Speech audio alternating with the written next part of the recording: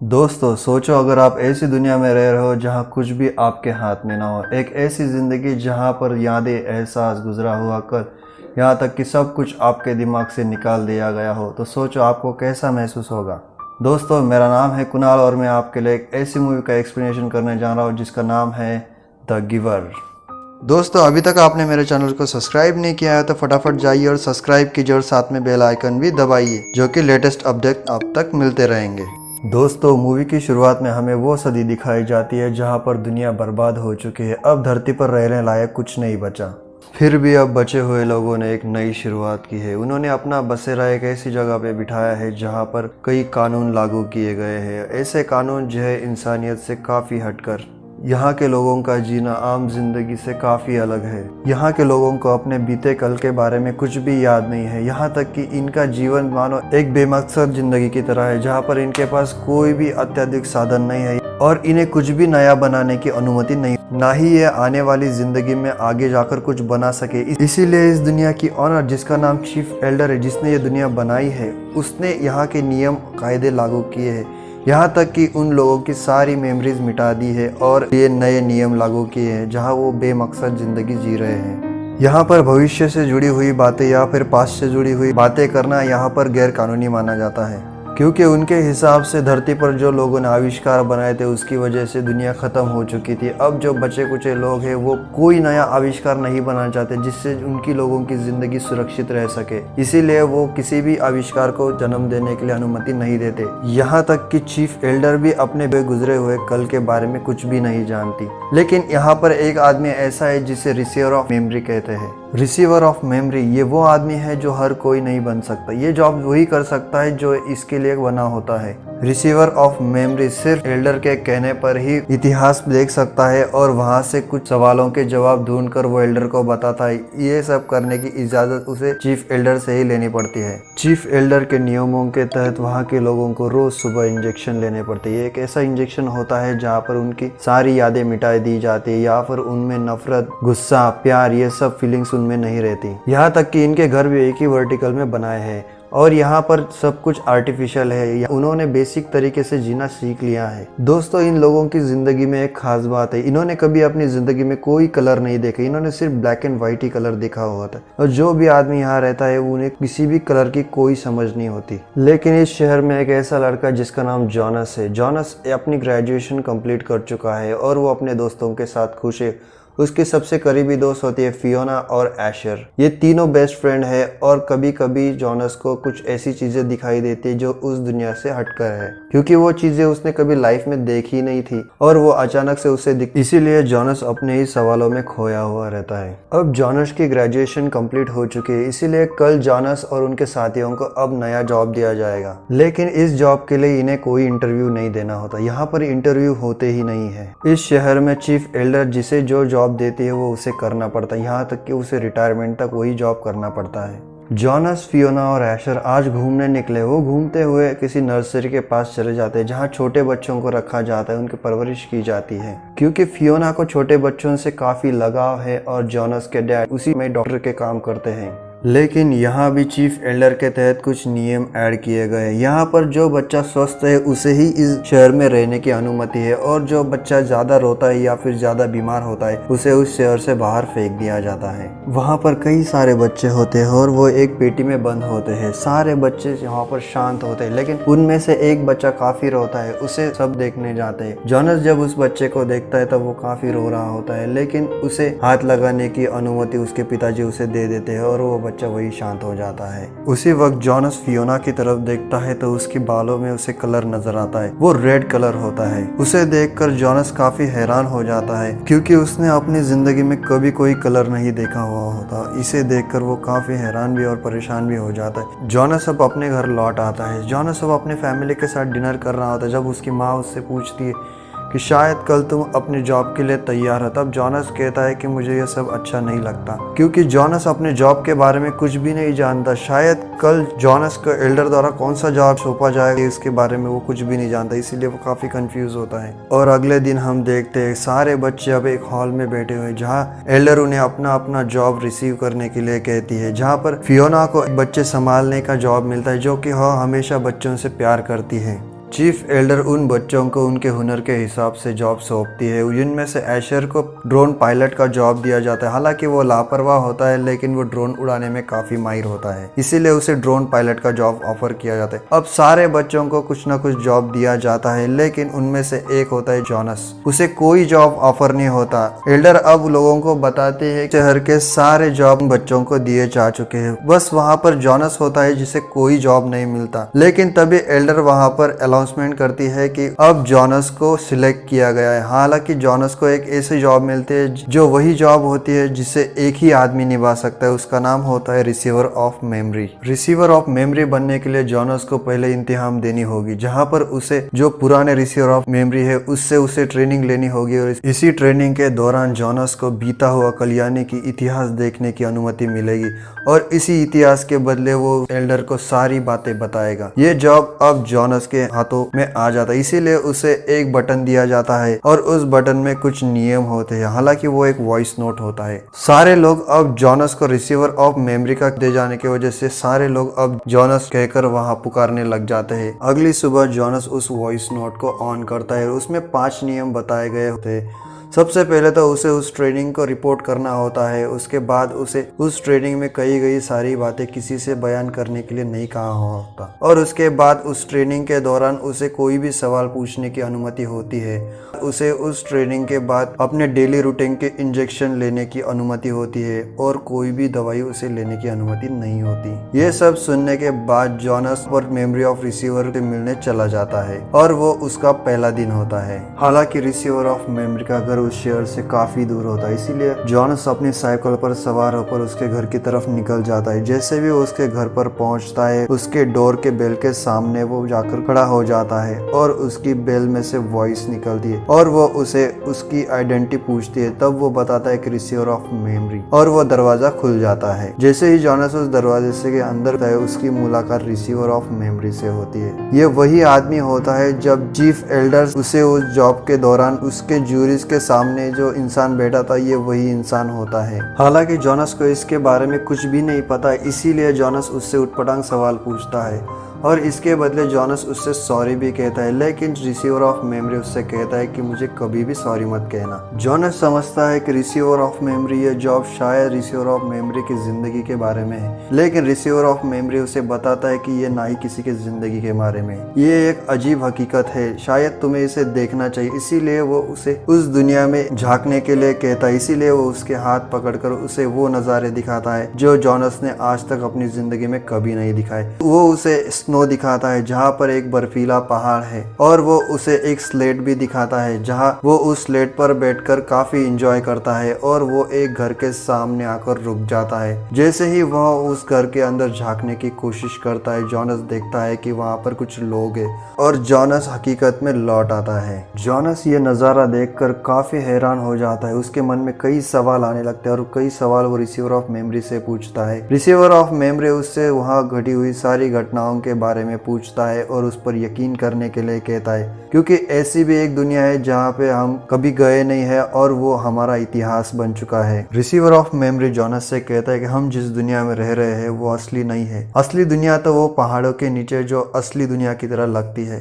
हमारी दुनिया में सिर्फ एक ही कानून कायदा है, लेकिन वहाँ पर कई सारे कानून कायदे हैं, और कई सारे लोग, कई तरह के लोग रहते हैं, जहाँ पर वो लोग अपनी तरह से जिंदगी बिता रहे हैं। और ये सब कहते हुए जॉनस को वो बातें बताता है, जहाँ पर वो बताता है जब तक मैंने जो नज़ारा तुम्हें दिखाया है उसमें सिर्फ मैं तुम्हें अच्छी बातें बताई, लेकिन दुनिया उससे भी भयानक है। कई जगहों पर तो तबाही मची है, कई जगहों पर तो अच्छाई ही अच्छाई है, लेकिन हम उस दुनिया से काफी परे है। इसीलिए हमें उस दुनिया के बारे में, यहाँ तक कि कोई भी इंसान इस दुनिया के बारे में नहीं जानता। इन सारे बातों के बीच जॉनस रिसीवर ऑफ मेमोरी से एक सवाल करता है कि शायद कल मैं रिसीवर ऑफ मेमोरी बन जाऊंगा तो तुम क्या रहोगे। तब रिसीवर ऑफ मेमोरी उसे बताता है कि मैं रहूंगा द गिवर। ट्रेनिंग खत्म हो जाने के बाद जॉनस अपने घर आ जाता है। जॉनस काफी खुश हो जाता है। उसे देखकर उसकी माँ उससे कई सवाल पूछती है, लेकिन जॉनस उसे कुछ भी नहीं बताता क्योंकि ये उसके नियमों के खिलाफ होता है। अब उसके घर पर एक डोर बेल बजती है और वही नर्स होती है जो उसके पिताजी के नर्सरी में काम करती है। वो एक बच्चा ले आती है। ये वही बच्चा होता है जिसे जॉनस और फियोना ने उसी नर्सरी शॉप में देखा था।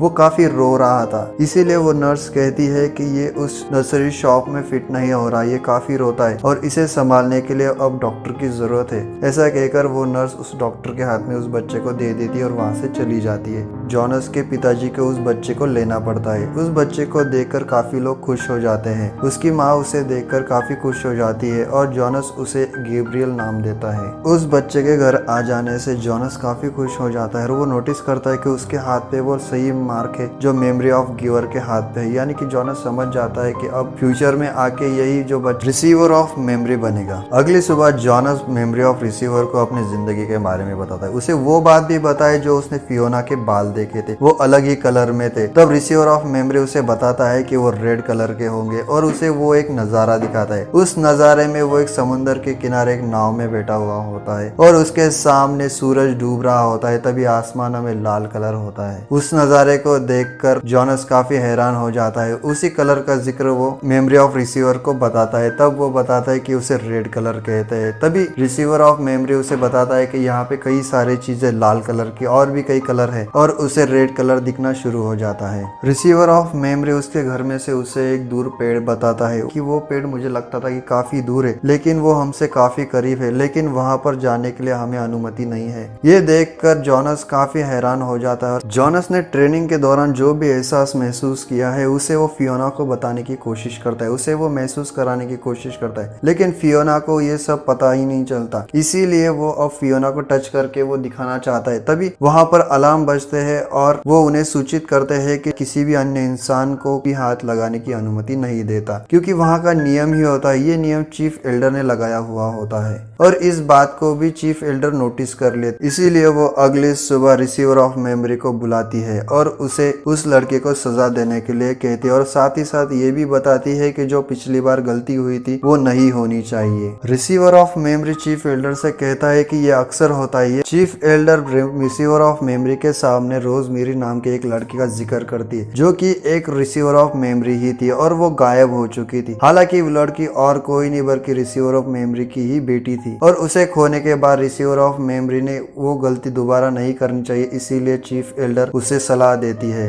और उसे उस लड़के को सजा यानी कि जॉनस को सजा देने के लिए कहती है। अगली सुबह रिसीवर ऑफ मेमोरी जॉनस को सजा देना चाहता है लेकिन वो ऐसा नहीं करता। उसके बदले वो उसे एक मैप दिखाता है जहां उस पे कई ट्रायंगल बने हुए होते हैं जो उसी शहर का मैप होता है। उस ट्रायंगल से निकलने का कई रास्ते होते हैं। उसको जॉनस रिसीवर ऑफ मेमोरी को बताता है कि वही कई सारे ट्रायंगल है और उस ट्रायंगल कर जाने के लिए तो मनाही है, लेकिन जॉनस उसे बताता है कि मेरा दोस्त जिसका नाम एशर है वो ड्रोन उड़ाता है, उसने उस ट्रायंगल को देखा है लेकिन उसके पास जाने की उन्हें इजाजत नहीं है। जॉनस उसे बताता है कि उसके बाद भी एक दुनिया हो सकती है। रिसीवर ऑफ मेमोरी उस सब्जेक्ट को बदल देता है और उसे वो एक हारमोनियम दिखाता है। जॉनस ने अपनी जिंदगी में कभी भी हारमोनियम नहीं देखा हुआ होता है और उसे एक टेबल समझता है, लेकिन रिसीवर ऑफ मेमोरी उस हारमोनियम को बजाने लगता है। तब उसे देखकर जॉनस काफी हैरान हो जाता है। तब रिसीवर ऑफ मेमोरी कहता है कि ये संगीत है और ये संगीत फीलिंग से तैयार होता है और इन्हीं बातों के बीच रिसीवर ऑफ मेमोरी उसे खुशी का एहसास कराता है। उसे वो नज़ारे दिखाता है जिसमें फीलिंग्स है, उसे उन लोगों दिखाता है जिसमें काफी खुशियां है और काफी गम भी है। इसी ट्रेनिंग के दौरान अब जॉनस को सारे रंग दिखाई देने लग गए थे जो रिसीवर ऑफ मेमोरी देख सकता है। रिसीवर ऑफ मेमोरी जॉनस को दुख, दर्द, लड़ाई, जिंदगी, सारी बातें, यहाँ तक कि जानवरों की भी इंफॉर्मेशन वो उसे देता है और इन्हें देखकर जॉनस काफी खुश हो जाता है। वो घर आकर जो छोटा बच्चा है गैब्रियल, उसे भी असली हाथी की कहानी सुनाता है। अब तक उसके पिताजी उस गैब्रियल को नकली हाथी की कहानी सुनाते थे जो कथाओं में थी, लेकिन गैब्रियल को अब जॉनस असली कहानी सुनाता है और उसे कहता है कि कल तुम भी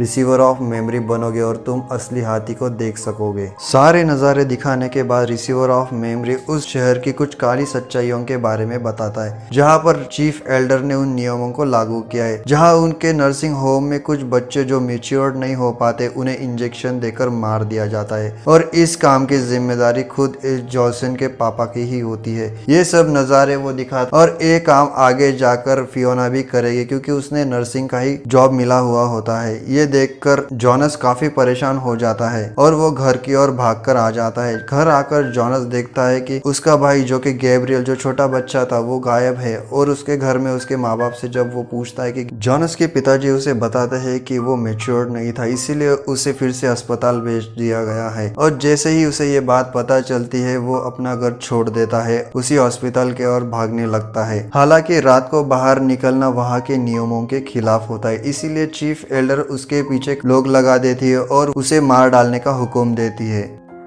जॉनस अपने घर को छोड़कर बाहर आ जाता है और अपनी साइकिल से जाने लगता है। तभी उसके सामने एशर आ जाता है।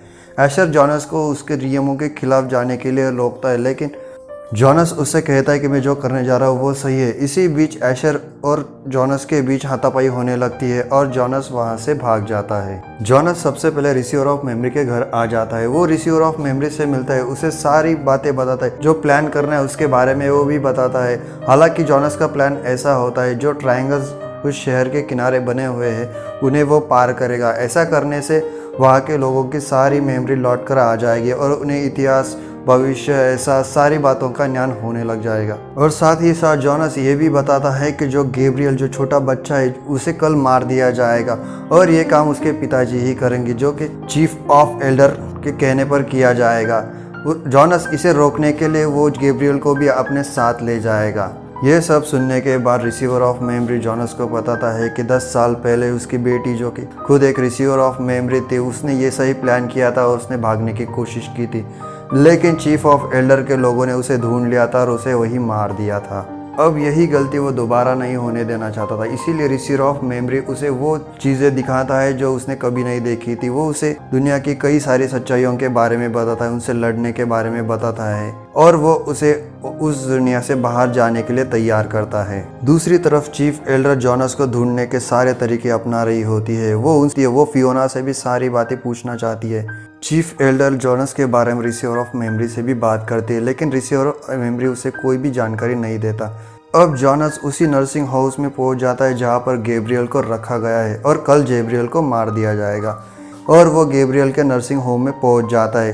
तभी उसके पीछे एल्डर ने भेजे हुए आदमी पहुंच जाते हैं। तभी वो फियोना से मिलता है। जॉनस फियोना को बताता है कि वो इस दुनिया से बाहर निकलना चाहता है, वो अब दूसरी दुनिया में जाना चाहता है और ऐसा करने से अब सारे लोगों की मेमोरीज वापस आ जाएंगी, और इस वजह से वो फियोना को भी अपने साथ चलने के लिए कहता है, लेकिन फियोना उसे मना कर देती है। तभी वो गार्ड्स वहाँ तक पहुँच जाते हैं और फियोना उस खाली बक्से को लेकर वहाँ से भागने लगती है। हालांकि गैब्रियल को जॉनस ने अपने बैग में उठा लिया था और वो उसे लेकर भागने लगता है। फियोना ही जॉनस को वहाँ से निकलने में मदद करती है और वो गार्ड फियोना को पकड़ लेते हैं। इस बात की जानकारी चीफ एल्डर को भी लग जाती, इसीलिए वो अब फियोना को भी कैद कर लेते हैं। जॉनस जैसे ही उस नर्सिंग होम के बाहर आता है, उसके सामने उसी गार्ड की मोटरसाइकिल खड़ी होती है। उनमें से एक मोटरसाइकिल उठाकर वो भाग जाता है। तभी उसके पीछे वही गार्ड्स लग जाते हैं और वो भागते भागते सीधा रिसीवर ऑफ मेमोरी के घर के आगे पहुंच जाता है, लेकिन वो गार्ड जॉनस के काफ़ी करीब पहुंच गए थे, इसीलिए जॉनस उसके घर के बाजू में जो पहाड़ है उससे छलांग लगा देता है और वो उस बाउंड्री को क्रॉस कर देता है और वो गार्ड्स उसका पीछा करना छोड़ देते हैं। ये सब चीफ एल्डर अपने स्क्रीन पर देख रही होती है और वो तभी रिसीवर ऑफ मेमोरी के घर आ जाती है और उसे कैद करने का आदेश दे देती है। और इसी के साथ साथ जॉनस का दोस्त, जिसका नाम एशर है, उसे भी पकड़ लेते हैं। उसे इसलिए पकड़ते हैं क्योंकि वो ड्रोन उड़ाने में माहिर होता है। अब उसे ही जॉनस को ढूंढने का काम सौंपा जाता है। चीफ एल्डर फियोना से भी वो सारी जानकारी निकालना चाहती जो अब तक जॉनस ने उसे बताई है, लेकिन फियोना ऐसा करने से मना कर देती है। इसीलिए फियोना को एक बंद कमरे में रखा जाता है। उसी कमरे के बाजू में रिसीवर ऑफ मेमोरी को भी रखा जाता है। अब जॉनस अपने घर से, अपने शहर से काफ़ी दूर निकला है। अब जॉनस को काफ़ी लंबी दूरी तय करनी है, इसीलिए वो ऐसे पहाड़ों से गुजरता है जो अब ऐसे मौसम का सामना करना हुआ होता है जहां उसने अपनी ज़िंदगी में नहीं देखे। लेकिन अब जॉनस के पास वो सारी मेमोरीज थी जो रिसीवर ऑफ मेमोरीज के पास थी। वो सारे एहसास अब जॉनस के पास थे, इसीलिए जॉनस अब उन मेमोरियों का इस्तेमाल करके उन रास्तों की तरफ निकल चला था और वो अपनी मंजिल की ओर बढ़ चला था। जैसे ही जॉनस उस ट्रायंगल की तरफ पहुंचने वाला होता है, उससे पहले ही उसका दोस्त एशर उसे ड्रोन के सहारे ढूंढ लेता है और उसे पकड़ लेता है। तभी जॉनस एशर से कई बार मिनती करता है, उसे जाने देने के लिए कहता है। तभी एशर ये सोचता है कि शायद जॉनस अगर चीफ एल्डर के हाथ लग गया तो वो उसे मार देंगे, इसीलिए वो उसे एक नदी में फेंक देता है और उसे वहाँ से भाग जाने के लिए कहता है। और वो एशर एल्डर को बताता है कि जॉनस को मैंने मार दिया है और ऐसा कहकर वो वापस आ जाता है। दूसरी तरफ फियोना को एक इंजेक्शन देने वाले थे जिससे वो जॉनस और उससे जुड़ी हुई सारी यादें वो भूल जाएगी। और इस इंजेक्शन देने के दौरान सारे लोग यहाँ तक कि चीफ एल्डर भी एक कमरे में बैठकर वो नज़ारा देख रहे थे और उसे इंजेक्शन देने का काम अब जॉनस के पिताजी की तरफ था क्योंकि वो डॉक्टर थे। उन्हीं लोगों के बीच रिसीवर ऑफ मेमोरी भी होता है। वो चीफ एल्डर से वो सारी बातें करता है, असली दुनिया से लोगों को तुमने छुपा कर रखा है, वो एहसास, वो प्यार, वो दर्द, वो तुमने उन लोगों को कभी दिया ही नहीं और तुम ये सब करके उनसे उनका हक छीन रही हो। ये सब बातें वो चीफ एल्डर को सुनाता है। दूसरी तरफ जॉनस उस ट्रायंगल तक पहुंच जाता है और उसे पार कर लेता है। जैसे ही जॉनस उस ट्रायंगल को पार करता है उन लोगों की सारी मेमोरीज लौट आती है, उनमें प्यार का एहसास, यहाँ तक कि उन्हें कलर भी दिखने लग जाते हैं और सारे शहर का माहौल ही बदल जाता है। इसे देखकर सारे लोग इमोशनल हो जाते हैं और रोने लगते हैं। चीफ एल्डर भी अब इस बात को मान चुकी थी और जो डॉक्टर जो फियोना को इंजेक्शन दे रहे थे वो भी अब रुक चुके थे, वो भी अब सच्चाई जान चुके थे। और अब जॉनस के सामने बहुत बड़ा बर्फीला पहाड़ है जिसे वो पार कर कर आया है और इस वजह से जॉनस अब काफ़ी थक चुका है। जॉनस अब ऐसी जगह पर पहुंच जाता है जहां एक स्लेट है। ये वही जगह होती है जहां जॉनस के ट्रेनिंग के वक्त रिसीवर ऑफ मेमोरी ने उसे वो जगह दिखाई थी और उसी स्लेट के सामने आकर जॉनस रुक जाता है। लेकिन जॉनस में अब उतनी ताकत नहीं थी कि वो स्लेट पर बैठ सके और जॉनस वही बेहोश हो जाता है। जैसे ही जॉनस को होश आता है वो देखता है कि उसके साथ जो जेब्रियल है वो रो रहा है और वो खड़ा हो जाता है। वो सामने देखता है, उसके सामने एक घर होता है। ये वही घर होता है जो उसने मेमोरी में देखा था। जॉनस अब एक असली दुनिया में पहुंच चुका था जहां सारे एहसास है, सारी दुनिया जिस तरह से होनी चाहिए उस तरह से है। और इसी के साथ साथ जब जॉनस ने वो ट्रायंगल क्रॉस किया था उसी वक्त उसी शहर के लोगों को भी सच्चाई का एहसास हो गया था और इसी के साथ साथ ये मूवी खत्म हो जाती है। दोस्तों ये मूवी 2014 में रिलीज़ हुई थी। इस मूवी को डायरेक्ट किया है फिलिप हॉयस ने और इस मूवी का IMDb रेटिंग मिली है 6.5 आउट ऑफ 10। इस मूवी का टोटल बजट था 2.5 करोड़ USD और इस मूवी ने बॉक्स ऑफिस पर कमाया है 6.7 करोड़ USD। दोस्तों आपको ये मूवी कैसी लगी मुझे कमेंट बॉक्स में ज़रूर बताना। इस वीडियो को लाइक करना, शेयर करना। अगर आप मेरे चैनल पर नए हैं तो जल्दी से जल्दी सब्सक्राइब भी कर दीजिएगा। दोस्तों जल्द ही मिलेंगे एक और मूवी के साथ, तब तक के लिए बाय बाय।